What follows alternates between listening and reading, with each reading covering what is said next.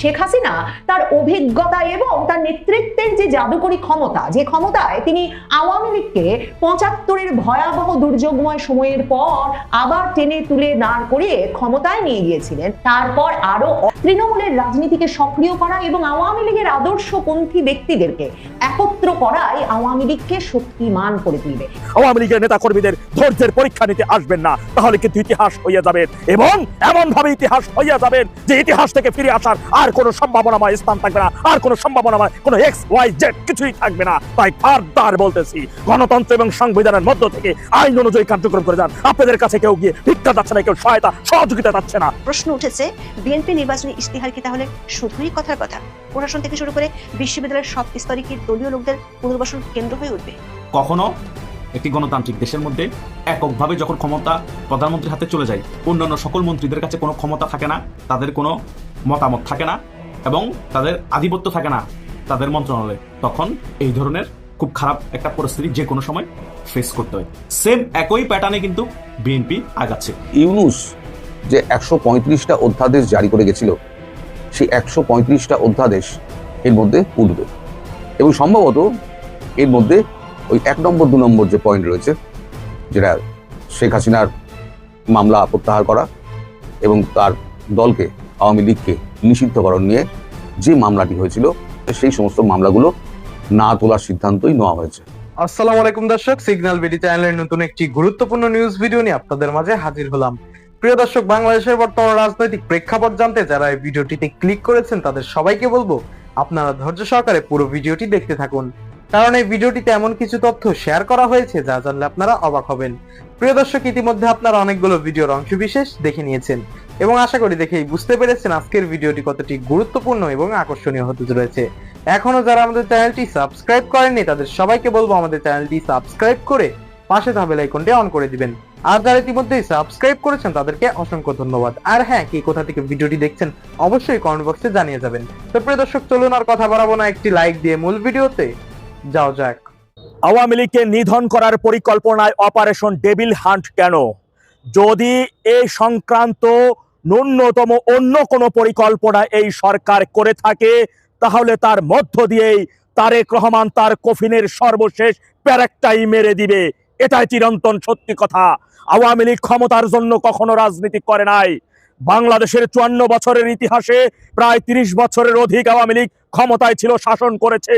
তাই নতুন করে আওয়ামী লীগকে ক্ষমতায় যাওয়ার জন্য রাজনীতি করতে হবে না। এই বাংলাদেশ আওয়ামী লীগকে সৃষ্টি করে নাই, বরং আওয়ামী লীগ বাংলাদেশকে সৃষ্টি করেছে। আওয়ামী লীগ রাজনীতি করে খেটে খাওয়া দিন মজুর কৃষক ভাইয়ের জন্য।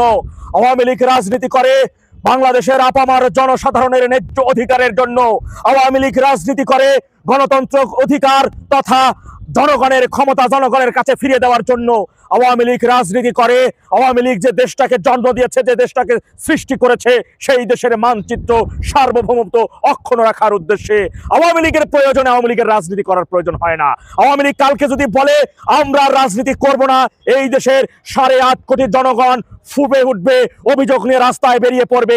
কেন আওয়ামী লীগ রাজনীতি করবে না? আওয়ামী লীগকে রাজনীতি করতে হবে আওয়ামী লীগের প্রয়োজনে না, দেশের প্রয়োজনে, দেশের মানচিত্রের প্রয়োজনে, সার্বভৌমত্বের প্রয়োজনে।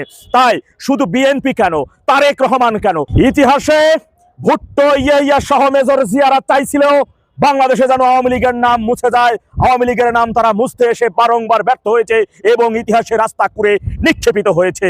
তদ্রূপ ভাবে হুঁশিয়ার করে বলে দেবার চাই, ডেভিল ইউনূস সর্বশেষ আওয়ামী লীগের নাম মুছে দিতে আসছিল, আজকে সে মুছে যাওয়ার দ্বার প্রান্তে। অবশ্যই ডেভিল ইউনূস গংদের ভয়ঙ্কর গণ আদালতের বিচারের কাঠগড়ায় দাঁড়াতে হবে। ইতিমধ্যে তার বিরুদ্ধে সংবিধান লঙ্ঘনের যে অভিযোগ একেবারে দায়িত্বে থাকা মহামান্য রাষ্ট্রপতি করেছেন, এই অভিযোগের ভিত্তিতেই গণ আদালতে তার ফাঁসি কার্যকর হবে, মৃত্যুদণ্ড কার্যকর হবে তার সেই ক্যাবিনেটের যারা যারা সংশ্লিষ্ট ছিল সকলের বিরুদ্ধে। মনে রাখবেন, দায়িত্ব থাকা কোনো রাষ্ট্রপতি যদি কারো বিরুদ্ধে সংবিধান লঙ্ঘনের অভিযোগ আনে, তার বিষয় কিন্তু আদালতে কোনো সাক্ষী প্রমাণের কোনো কিছু প্রয়োজন হয় না।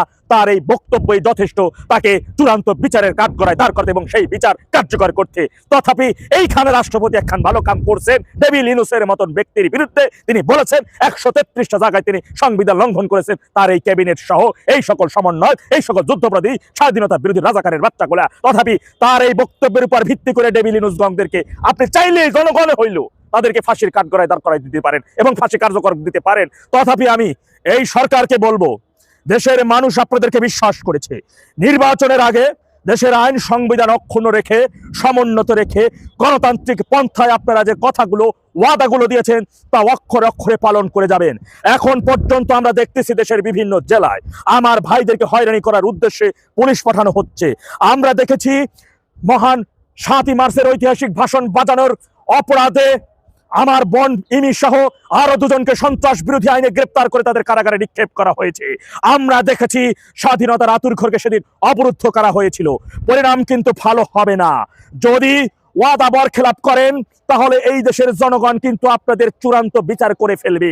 জনগণ কিন্তু পিঠ তাদের অনেক আগেই দেয়ালে ঠেকে গেছে। 24-এর 5 আগস্ট যখন এই দেশে সন্ত্রাসীরা জঙ্গিরা হামলার মাধ্যমে ক্ষমতা দখল করেছিল, সেদিন তারা ধৈর্যের পরীক্ষা নেবেন না। খবরদার, ফারদার, আমার আওয়ামী লীগের নেতা কর্মীদের নির্যাতনের উদ্দেশ্যে যদি ন্যূনতম কোনো পরিকল্পনা করে থাকেন তার পরিণতি হবে অনেক বড় ভয়ঙ্কর। কথিত বীর বিক্রম ব্রিগেডিয়ার হাফিজের সভাপতিত্বে তথা স্পিকারের সামনে দিয়ে স্বাধীনতা বিরোধী বাংলার কুখ্যাত সবচাইতে নিকৃষ্টতম ব্যক্তিদের নাম নিয়ে শহীদ ঘোষণা করে তাদের উপর শোক প্রস্তাবের মধ্য দিয়ে যে ন্যাক্কারজনকভাবে বাংলার ইতিহাসে জাতীয় সংসদকে কলঙ্কিতের মধ্য দিয়ে যে সংসদ পরিচালিত করতেছেন সেটি কিন্তু জনগণ ভুলে যায় নাই। জনগণ কিন্তু সেই দিকে তাদের দৃষ্টি রয়েছে। তথাপি আমি বলবো, আপনার পূর্বপুরুষ থেকে শিক্ষা নেবেন। আওয়ামী লীগকে মুছতে এসে তাদের ইতিহাসে তারা কিভাবে আস্থা করে নিক্ষেপিত হয়েছে। সর্বশেষ ডেভিড ইউনূসের দিকে চোখ দিয়ে বুলিয়ে দেখবেন আওয়ামী লীগকে মুছতে এসে তার আগামীর পরিণতি কি হইতে পারে, কি পরিণতি তার হইতে যাচ্ছে, আর বর্তমানে তার অবস্থার প্রেক্ষাপট। তথাপি আমি বলবো, নির্বাচনের আগে যে ওয়াদাগুলো দিয়েছিলেন, যে কথাগুলো দিয়েছিলেন, অক্ষরে অক্ষরে পালন করবেন। আওয়ামী লীগের নেতা কর্মীদের ধৈর্যের পরীক্ষা নিতে আসবেন না, তাহলে কিন্তু ইতিহাস হইয়া যাবেন এবং এমন ভাবে ইতিহাস হইয়া যাবেন যে ইতিহাস থেকে ফিরে আসার আর কোনো সম্ভাবনাময় স্থান থাকবে না, আর কোনো সম্ভাবনাময় কোনো XYZ কিছুই থাকবে না। তাই ফারদার বলতেছি, গণতন্ত্র এবং সংবিধানের মধ্য থেকে আইন অনুযায়ী কার্যক্রম করে যান। আপনাদের কাছে কেউ গিয়ে ভিক্ষা যাচ্ছে না, কেউ সহায়তা সহযোগিতা যাচ্ছে না। আওয়ামী লীগ তার আপন গতিতে, জনগণের ইচ্ছায়, জনগণের প্রয়োজনে, দেশের প্রয়োজনে, দেশের জনগণ আপামরি আওয়ামী লীগকে ফিরিয়ে নিয়ে আসবে। মনে রাখবা, আওয়ামী লীগ কারো দয়ায় চলে না। আওয়ামী লীগকে চালায় দেশ, দেশের 8 কোটির অধিক জনগণ। দাবায় রাখতে কিন্তু পারবা না, যতই ষড়যন্ত্র করো না কেন। যদি আর ন্যূনতম ষড়যন্ত্র করো দাবায় রাখার, তাহলে তোমার কফিনে সর্বশেষ প্যারেকটা দেশের 8 কোটি জনগণই মাইরে দিবে ইনশাআল্লাহ। জয় বাংলা, জয় বঙ্গবন্ধু, বাংলাদেশ চিরজীবী হোক। শেখ হাসিনা জানেন বার কাউন্সিল থেকে শুরু করে সকল সামাজিক পেশাজীবী সংগঠনে এবং স্থানীয় নির্বাচনে আওয়ামী লীগের লোক, শেখ হাসিনার ভাষায় আমাদের লোক, অংশগ্রহণ করবার জন্য প্রস্তুত আছে। ব্রাহ্মণবাড়িয়া জেলা আইনজীবী সমিতির নির্বাচন সে কারণেই ব্যাপক মনোযোগ কেড়েছে, কারণ ব্রাহ্মণবাড়িয়া জেলা আইনজীবী সমিতির নির্বাচনে চমক দেখিয়ে এক রকমের বা অনেক পক্ষকে চমকে দিয়ে আওয়ামী পন্থীরা 7টি পদে জয়লাভ করেছেন, যার মধ্যে সভাপতি সম্পাদক পদ আছে। বাংলাদেশে জাতীয় সংসদ নির্বাচনের পর আওয়ামী লীগ সভানেত্রী শেখ হাসিনা যখন দলীয় ফোরামগুলোতে সুস্পষ্টভাবে এই নির্দেশনা দিতে শুরু করলেন যে একদিকে যেমন নেতা কর্মীদের দেশে ফিরে যাওয়া, এলাকায় ফিরে যাওয়া, এলাকায় গিয়ে সক্রিয় হওয়া, কার্যালয়গুলো খুলতে শুরু করা, সেসব বিষয়ে উদ্যোগী হওয়া এখন প্রয়োজন, তেমনি তিনি যেই সুস্পষ্ট নির্দেশনাটা দিলেন সেটা হচ্ছে সামনে স্থানীয় নির্বাচন এবং আওয়ামী লীগের প্রার্থীরা স্থানীয় নির্বাচনে অংশ নেবেন, কারণ ইউনূস সরকার অবৈধ সরকার, সেই সরকার আওয়ামী লীগের ওপর যে নিষেধাজ্ঞা আরোপ করেছে সেটা আওয়ামী লীগ মানে না। তখন আওয়ামী লীগ সভানেত্রীর এমন আত্মবিশ্বাসের সঙ্গে এই সুস্পষ্ট নির্দেশনায় এমনকি আওয়ামী লীগের অনেক নেতা কর্মীরাও এমন সমালোচনা করছিলেন, আর আওয়ামী লীগের শুভাকাঙ্ক্ষী বলে পরিচিত পক্ষ সামাজিক যোগাযোগ মাধ্যমে এমন সব স্ট্যাটাস দিচ্ছিলেন যে শেখ হাসিনা কিসের ভিত্তিতে এমন নির্দেশনা দিচ্ছেন, কারণ এখনো বিএনপি, জামায়াতে ইসলামী, জাতীয় নাগরিক পার্টি সহ যে দলগুলো ক্ষমতার কেন্দ্রে তারা সকলেই আওয়ামী লীগ ঠেকাতে প্রস্তুত। এই অবস্থায় কেন শেখ হাসিনা আওয়ামী লীগের নেতাকর্মীদের আরো বিপদগ্রস্ত করতে এমন একটা নির্দেশনা দিলেন, আর কিসের ভিত্তিতেই বা তিনি মনে করছেন যে আওয়ামী লীগের পক্ষে স্থানীয় নির্বাচনে অংশ নেওয়া সম্ভব হবে? শেখ হাসিনা 1981 সালে বঙ্গবন্ধু হত্যার পর যখন দেশে ফেরার সুযোগ পেলেন, তখন দেশের আওয়ামী লীগ 2 ভাগে বিভক্ত হয়ে নির্বাচনে অংশ নিয়েছে। তৃণমূলে আওয়ামী লীগ বলে তখন সাংগঠনিক কোনো ভিত্তি প্রায় নাই, মানে ছত্রভঙ্গ অবস্থা। সেই 75-এর পর থেকে আওয়ামী লীগের এবং মামলায় হামলায় ভয়ে একরকম জর্জরিত আওয়ামী লীগের নেতাকর্মীরা। সে সময় শেখ হাসিনা সারা বাংলাদেশে পায়ে হেঁটে, নৌকায় চেপে, ভ্যানে চেপে ঘুরে ঘুরে দলকে সংগঠিত করেছিলেন। এবার 5ই আগস্টের পর যখন তাকে নির্বাসিত জীবন নিতে হয়েছে, তখন তিনি সবচেয়ে যেই মানে শক্তিশালী একটা কৌশল হাতে পেলেন সেটা হচ্ছে সামাজিক যোগাযোগ মাধ্যম। তিনি দেখলেন যে ইন্টারনেটের মাধ্যমে তিনি একেবারে তৃণমূলে যে নেতাকর্মীর সঙ্গে যোগাযোগ স্থাপন করতে পারেন সেটা তার পক্ষে প্রধানমন্ত্রী পদে বসে যেমন সম্ভব ছিল না, ঠিক তেমনি 1981 সালের আগে তিনি যখন দলে কাজ করা শুরু করেছেন 1975-এ বঙ্গবন্ধু হত্যার পর, তখনও তার পক্ষে সম্ভব ছিল না। সেই শক্তিকে কাজে লাগিয়ে শেখ হাসিনা তৃণমূলের নেতাকর্মীদের সঙ্গে ব্যাপক যোগাযোগ গড়ে তুলেছেন 2024-এর আগস্টের পর থেকে। এই নিয়েও আওয়ামী লীগের নেতাকর্মীদের ভেতরেও এক রকমের সমালোচনা ছিল যে শেখ হাসিনা কাদের সঙ্গে আলাপ করছেন, তৃণমূলের কোনো পদ পদবি না থাকা নেতাকর্মীদের সঙ্গে এ ধরনের মানে তৃণমূলের কোনো পদ পদবি না থাকা আওয়ামী লীগ পন্থী ব্যক্তিদের সঙ্গে বা আওয়ামী লীগের সমর্থক হিসেবে পরিচিত এমন কর্মীদের সঙ্গে যোগাযোগ রেখে কি লাভ হবে নেত্রীর, বরং তিনি কেন দলের নতুন নেতৃত্ব নিয়ে আসছেন না। শেখ হাসিনা তার অভিজ্ঞতা এবং তার নেতৃত্বের যে জাদুকরী ক্ষমতা, যে ক্ষমতায় তিনি আওয়ামী লীগকে 75-এর ভয়াবহ দুর্যোগময় সময়ের পর আবার টেনে তুলে দাঁড় করিয়ে ক্ষমতায় নিয়ে গিয়েছিলেন, তারপর আরো অনেক অনেক অভিজ্ঞতা সঞ্চয়ের পর এ দফায় তিনি নিশ্চিতভাবেই জানতেন যে শেষ পর্যন্ত এলাকার রাজনীতিকে সক্রিয় করা, তৃণমূলের রাজনীতিকে সক্রিয় করা এবং আওয়ামী লীগের আদর্শপন্থী ব্যক্তিদেরকে একত্র করাই আওয়ামী লীগকে শক্তিমান করে তুলবে।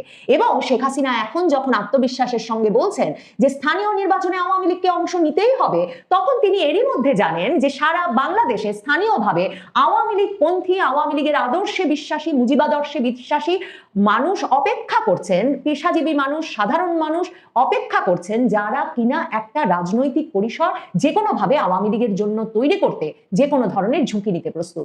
শেখ হাসিনা 2025-এর পুরো সময়টাই এলাকা ভিত্তিক সংগঠনের সঙ্গে সামাজিক যোগাযোগ মাধ্যমে আলাপ করেছেন। মানে তার প্রত্যেকটা বৈঠক হয় সংসদীয় দলের আসন ভিত্তিক, না হলে এলাকা ভিত্তিক হয়েছে, কিন্তু কোনো এলাকায় বা কোনো সংসদীয় আসনে তিনি কাউকে নেতা নির্বাচন করে দেন নাই। এটাতেও সিনিয়র নেতাদের মধ্যে ক্ষোভ আছে, সমালোচনা আছে, কিন্তু শেখ হাসিনা অপেক্ষা করেছেন এমন ভাবে সংগঠনকে উজ্জীবিত করতে যে যাতে ওই এলাকায় এরই মধ্যে যেই ব্যক্তিরা টিকে গেছেন, থেকে যেতে পেরেছেন, কিন্তু বুকে আওয়ামী লীগের আদর্শ, বঙ্গবন্ধুর আদর্শ ধারণ করেন, অসাম্প্রদায়িক মুক্তিযুদ্ধ ভিত্তিক বাংলাদেশের স্বপ্ন ধারণ করেন, সেই ব্যক্তিরা যাতে এখন সামনের সারিতে চলে আসতে পারেন। মানে শেখ হাসিনা তো এই কথা বলেই এসেছেন যে নেতৃত্ব নেবেন যে এলাকায় সেই আওয়ামী লীগের নেতা হবেন এরপর।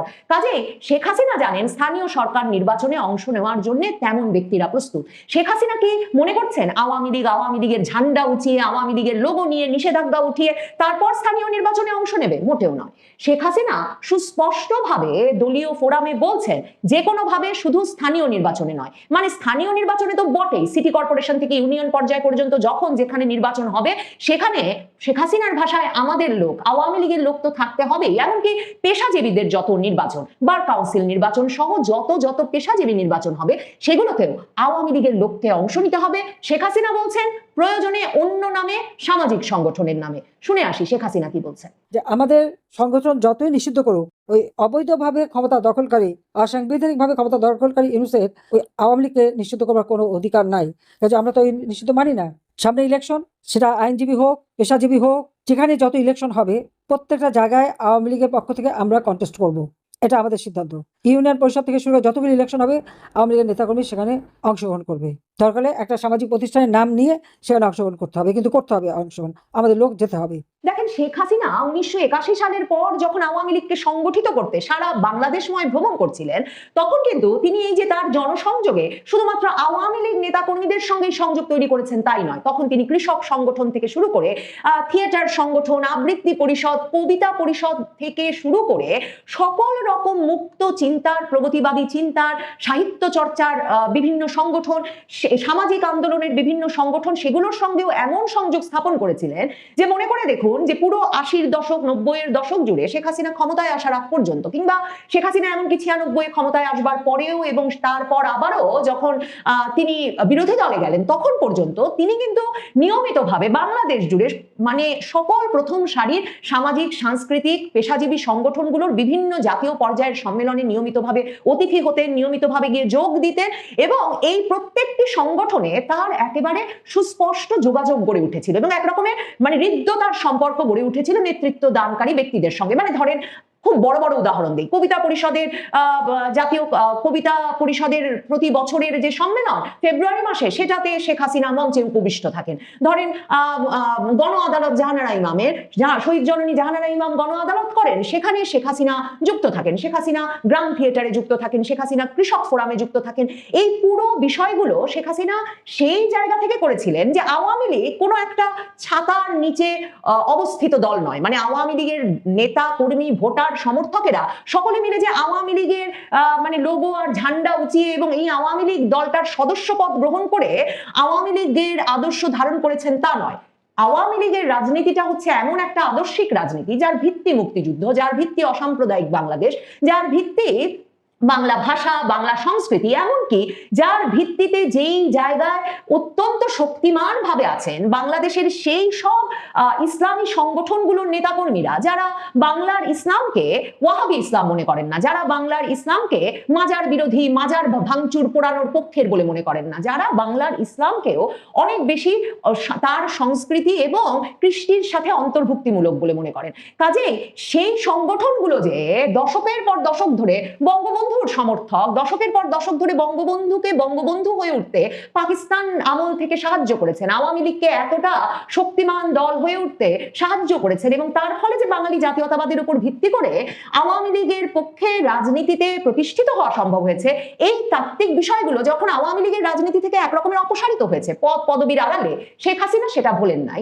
কাজেই শেখ হাসিনা জানেন বার কাউন্সিল থেকে শুরু করে সকল সামাজিক পেশাজীবী সংগঠনে এবং স্থানীয় নির্বাচনে আওয়ামী লীগের লোক, শেখ হাসিনার ভাষায় আমাদের লোক অংশগ্রহণ করবার জন্য প্রস্তুত আছে।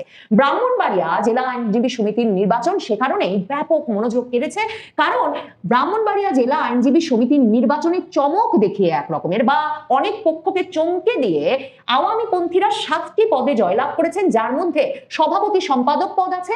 আর বিএনপি পন্থী আইনজীবীরাও, বিএনপি তো আলাদা করে প্যানেলই দিয়েছে ঘোষণা দিয়ে ঝান্ডা উঁচিয়ে, বিএনপি ক্ষমতাসীন বিএনপিও 7টি পদ পেয়েছে আর জামায়াত পেয়েছে মাত্র 1টি পদ। মানে শেখ হাসিনা যে কৌশল বলেছেন এরই মধ্যে ব্রাহ্মণবাড়িয়ার আইনজীবীরা কিন্তু সে কৌশল প্রয়োগ করেছেন। তাদের আওয়ামী লীগে কোনো পদ পদবি নাই, কিন্তু তারা নির্বাচনে অংশ নিয়েছেন, কোনো প্যানেল ঘোষণা করেন নাই, কিন্তু এলাকায় তারা আওয়ামী পন্থী হিসাবে এতটাই পরিচিত যে এখন সংবাদ মাধ্যমে খবর হচ্ছে যে সভাপতি সম্পাদক সহ 7 পদে আওয়ামী পন্থীরা জিতেছে ব্রাহ্মণবাড়িয়া জেলা আইনজীবী সমিতির নির্বাচনে। কাজেই শেখ হাসিনা 2024-এর আগস্টের পর থেকে যে ব্যাপক জনসংযোগ করেছেন, যার ভিত্তিতে তিনি সারা বাংলাদেশের সকল পেশার মানুষের মধ্যে একেবারে তৃণমূল পর্যন্ত আওয়ামী আদর্শে উদ্বুদ্ধ, আওয়ামী লীগের রাজনৈতিক আদর্শ, বঙ্গবন্ধুর আদর্শে উদ্বুদ্ধ এমন ব্যক্তিদের খুঁজে পেয়েছেন যারা আওয়ামী লীগের রাজনৈতিক পরিসর তৈরির জন্য এখন ঝুঁকি নিতে প্রস্তুত। তাদের উপর ভিত্তি করেই আসলে শেখ হাসিনা আত্মবিশ্বাস দেখাচ্ছেন যে আওয়ামী লীগ শিগগিরই ফিরবে এবং আওয়ামী লীগ স্থানীয় নির্বাচন এবং সকল নির্বাচনের মাধ্যমে রাজনৈতিক পরিসর তৈরি করেই ফিরবে, এবং সে কারণে শেখ হাসিনা দলীয় নেতাকর্মীদের ফেরার আহ্বান জানাচ্ছেন, নির্দেশনা দিচ্ছেন। প্রিয় দর্শক, ইতিমধ্যে আপনারা আমাদের পুরো ভিডিওটি দেখেছেন। ভিডিওটি দেখে কি জানলেন এবং বুঝলেন? অবশ্যই আপনাদের মূল্যবান মতামতটি আমাদের কমেন্ট বক্সে জানাতে ভুলবেন না। এখনো যারা আমাদের চ্যানেলটি সাবস্ক্রাইব করেননি তাদের সবাইকে বলবো আমাদের চ্যানেলটি সাবস্ক্রাইব করে পাশে থাকা বেল আইকনটি অন করে দিবেন এরকম নিত্য নতুন প্রতিদিন গরম গরম নিউজ আপডেট পেতে। ধন্যবাদ সবাইকে।